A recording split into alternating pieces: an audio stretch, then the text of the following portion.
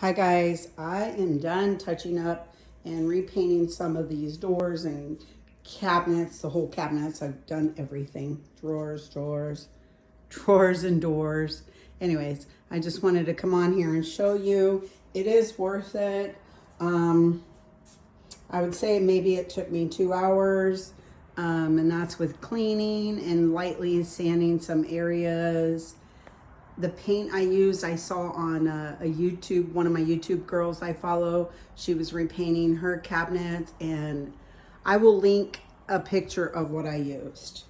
But I am very happy about the results of these cabinets, even being 23, I don't know, 22, 23 years old. Yep, I do want to show you how it is worth it. Take the time. So this paint I use, I believe it's either a matte finish or it is satin. I don't remember. I will link all the information so you can maybe grab it if you want to do it. You don't even have to do this color. I love this color. I'm thinking later down in life, I may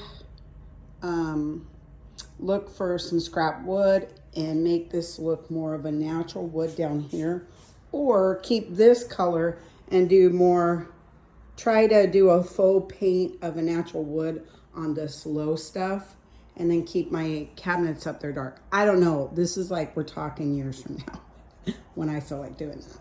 So anyways, I am going to do my next project, which is this same color paint. A while ago, I painted my banisters this color going up to my stairs, and I will be back with before and after with that. So yeah, okay guys, I'm gonna go over here and take a picture of the paint I used.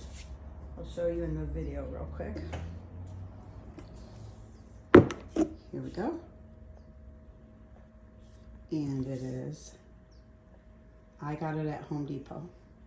All right guys, have a great day.